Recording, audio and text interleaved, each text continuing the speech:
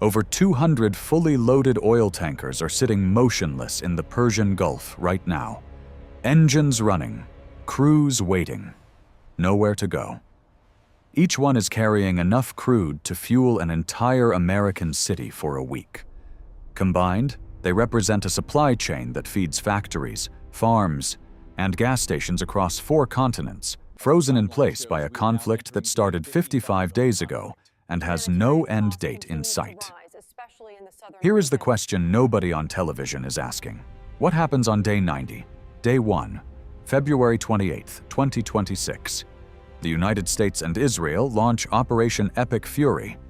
Precision strikes hit Iran's nuclear infrastructure. Within hours, Supreme Leader Khamenei is dead. The IRGC retaliates with ballistic missiles across the Gulf. Airspace closes, insurance markets freeze, and a 34-kilometer stretch of water becomes the most consequential piece of geography on Earth. The Strait of Hormuz sits at its narrowest point, just 34 kilometers wide. But through its 2 unidirectional sea lanes, approximately 20 million barrels of crude oil pass every single day, representing roughly 20% of all the oil traded by sea on Earth. Saudi Arabia, Iraq, Kuwait, Qatar, the UAE. Every major Gulf producer depends on this single corridor. There is no viable bypass for most of them. Iran understood this better than anyone. Day 4, March 4th. Iran closes the strait. Brent crude surges past $120 a barrel. Qatar Energy declares force majeure on all exports. Kuwait, Iraq, Saudi Arabia, and the UAE drop production by 6.7 million barrels per day within a week, and by at least 10 million barrels per day by March 12th. The military operation had been running for less than a week. The economic war had already begun. The head of the International Energy Agency called it the largest supply disruption in the history of the global oil market. Not the largest in recent years. Not the largest since the Gulf War. The largest.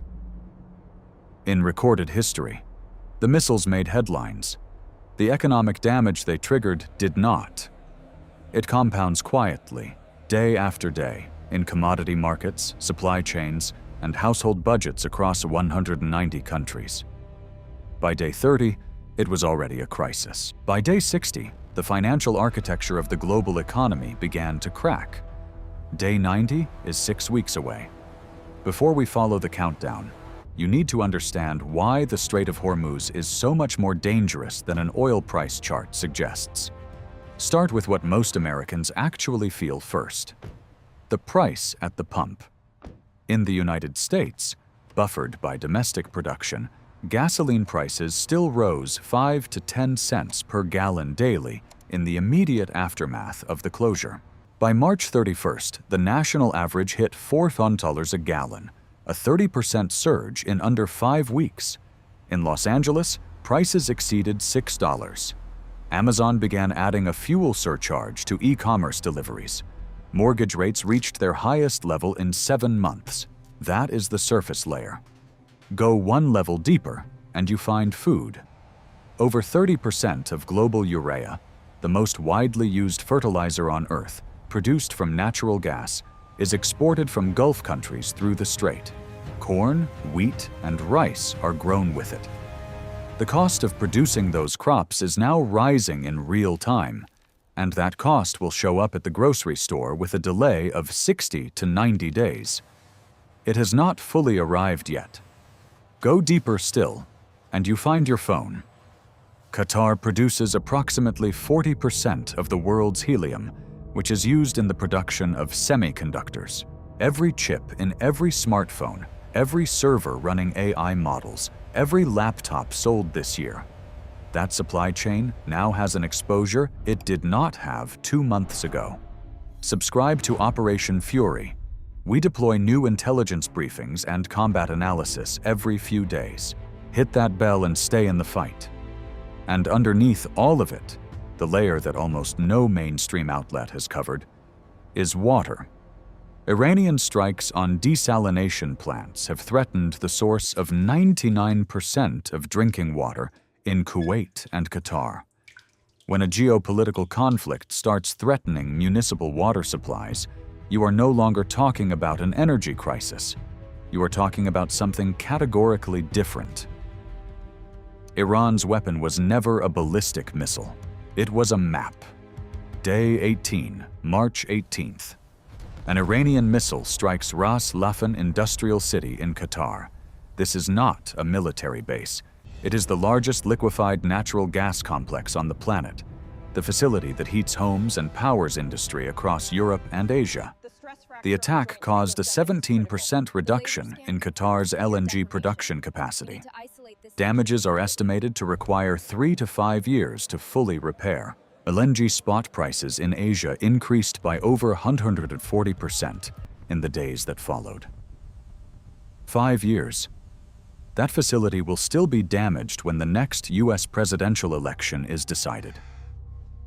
On the other side of the world, a supermarket manager in Munich is staring at his supplier invoices and trying to understand why every number has changed.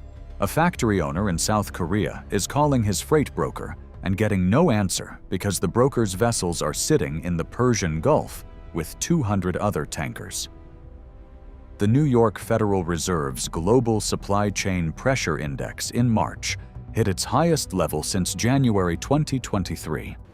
Every ship rerouted around the Cape of Good Hope instead of through the Suez Canal adds 14 to 20 days of transit time. That delay multiplies across every manufactured good moving between Asia and Europe, which means almost everything. Day 24, March 24th.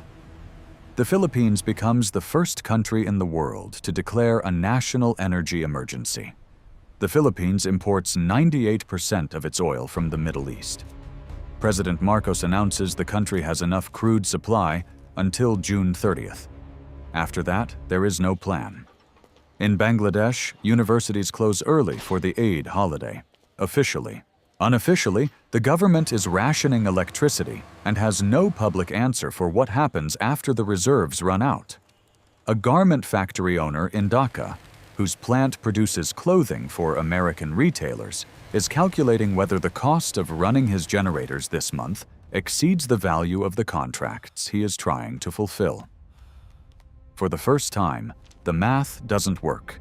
He is not alone.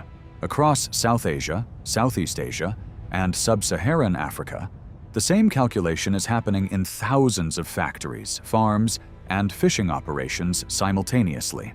Day 30.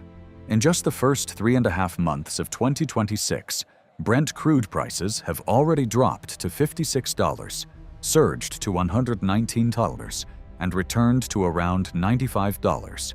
More than 200 loaded tankers remain stuck in the Persian Gulf. The maritime blockade triggers a grocery supply emergency across Gulf Cooperation Council states, which rely on the strait for over 80% of their caloric intake. By mid-March, 70% of the region's food imports are disrupted, forcing retailers to airlift staples and producing a 40 to 120% spike in consumer prices.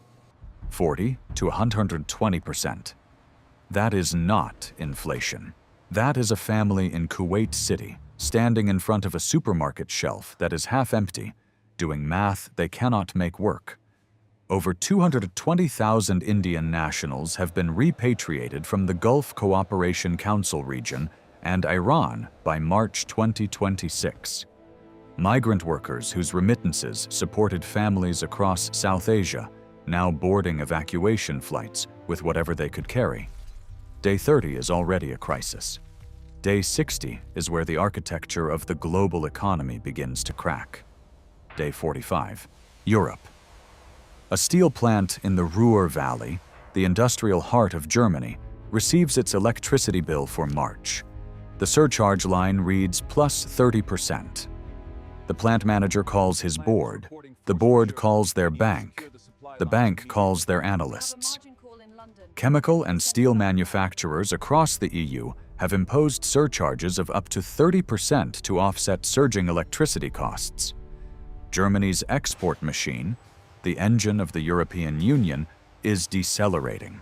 Italy's already fragile fiscal position is deteriorating faster than its government projected in January. Europe walked into this crisis in the worst possible condition.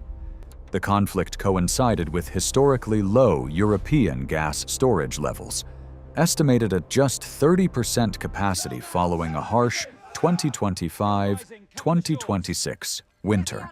Dutch TTF gas benchmarks nearly doubled to over $60 per megawatt-hour by mid-March. The European Central Bank had been preparing to cut interest rates to stimulate a slowing economy. That plan is now dead. The ECB postponed its planned rate reductions on March 19th, raising its 2026 inflation forecast and cutting GDP growth projections. Economists warn that energy-intensive economies face high risks of technical recession if the maritime blockade persists through the summer refill season. UK inflation is expected to breach 5% before year-end. The continent that spent 3 years recovering from the Russia-Ukraine energy shock is absorbing a second one, before the first was fully resolved. Day 50. The numbers. The International Monetary Fund downgraded its global growth forecast for 2026 from 3.3 to 3.1%. In a prolonged war scenario, the IMF projects global growth falling to 2.5%, with low-income and developing economies hit hardest. That number needs context. During the 2008 financial crisis, the worst economic collapse since the Great Depression, global GDP still grew at 3.1%. The IMF's worst case for 2026 puts the world in territory historically associated with full global recession. The Federal Reserve Bank of Dallas modeled the direct effect of the strait closure. It would raise average WTI crude to $98 per barrel and lower global real GDP growth by an annualized 2.9 percentage points in the second quarter of 2026 alone. 2.9 percentage points in one quarter. Day 55. Washington. Goldman Sachs economists expect a combination of rising unemployment and limited progress on inflation to push the Federal Reserve toward 2 interest rate cuts by the end of 2026. A more aggressive forecast than current market pricing, which indicates no cuts until at least mid-2027. The Fed is caught between 2 fires: cut rates to support growth and risk accelerating inflation driven by energy prices. Hold rates and risk tipping a slowing economy into recession. There is no clean exit from this position. Meanwhile, not everyone is suffering. Morgan Stanley reported a first quarter 2026 profit of $5.57 billion, up 29% year-on-year. Goldman Sachs reported $563 billion, up 19%. When volatility spikes, the institutions that execute trades collect on every move. Wall Street is generating record profits while tankers sit idle and grocery shelves empty in Doha. Which economy do you think breaks first? Europe, Japan, or a developing nation? Drop your answer in the comments. And what economic scenario do you want us to cover next? Day 60 threshold. Vitol CEO Russell Hardy stated on April 21st that 1 billion barrels of oil production will be lost because of this war, with current losses already between 600 and 700 million barrels. 1 billion barrels. That is not a disruption that self-corrects when a ceasefire is signed. That is a permanent destruction of supply, with consequences that will compound for years. Scenario modeling built on historical analogies produces a clear progression. A blockade lasting more than 30 to 60 days pushes Brent crude to $120. A blockade exceeding 60 days pushes oil toward $150. A partial shock comparable in scale to the Kuwait crisis of 1990, when oil prices doubled within months. The conflict started February 28th. Day 60 is April 29th. 6 days from now. At $170 a barrel, the impact on inflation and growth roughly doubles, a stagflationary shock that could shift everything from the path ahead for central banks to the outcome of the U.S. midterm elections. U.S. government officials and Wall Street analysts have begun seriously considering the prospect of oil reaching $200 a barrel. $200 a barrel. The last time the world approached that number was 2008, right before the financial system collapsed. What $150 oil actually means, it means a family in Ohio paying $120 to fill a pickup truck. It means airlines in Europe grounding routes because jet fuel costs more than ticket revenue can cover. It means a rice farmer in Vietnam whose diesel-powered irrigation pump is now too expensive to run, and a harvest that does not happen. It means the $110 trillion global economy held hostage by a couple of hundred men with guns across a 50-kilometer stretch of strait. The 90-day question, May 29th, that is day 90. The Philippines has crude oil supply secured until June 30th. After that, no plan. Europe's gas storage refill season, which determines whether the continent can heat itself next winter, must begin by June at the latest. Qatar's damaged LNG facility will take up to 5 years to reach full repair. The United States entered this conflict with advantages that no other nation on Earth possesses. The world's largest domestic oil production, a strategic petroleum reserve holding 700 million barrels, and a dollar-denominated financial system that acts as a global shock absorber. Those advantages are real. They are the reason American gas prices hit $400 a gallon, while prices in Pakistan and Bangladesh became functionally unaffordable for working families. They are also the reason the decision to launch Operation Epic Fury was made in Washington and not anywhere else.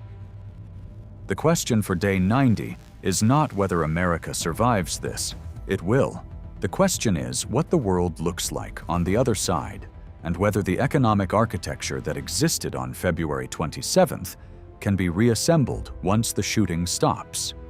Here is what the next 30 days will determine. If a credible ceasefire holds and the strait reopens before the end of May, the worst-case scenarios do not materialize. Oil falls back toward $80. European storage refills. The supply chain pressure index begins to retreat. The damage is severe but recoverable. If it does not, if day 90 arrives with the blockade still in place, negotiations collapsed, and oil crossing $150, the IMF's worst-case projection of 2.5% global growth becomes the baseline, not the downside scenario. And 2.5%, with inflation still running, is the definition of stagflation, the economic condition that governments fear most and have the fewest tools to fix. The missiles of Operation Epic Fury destroyed Iran's nuclear infrastructure in a matter of days. The economic aftershock of that decision will be measured in years. That is the nature of choke points. They take seconds to close and decades to replace. What Iran does next, not militarily but economically, with its remaining leverage over global commodity flows, is the question that the next episode will answer. That playbook is more sophisticated than most people realize, and it is already in motion. Subscribe to Operation Fury and hit the bell. You don't want to miss what Iran's next economic move looks like. See you on the next operation.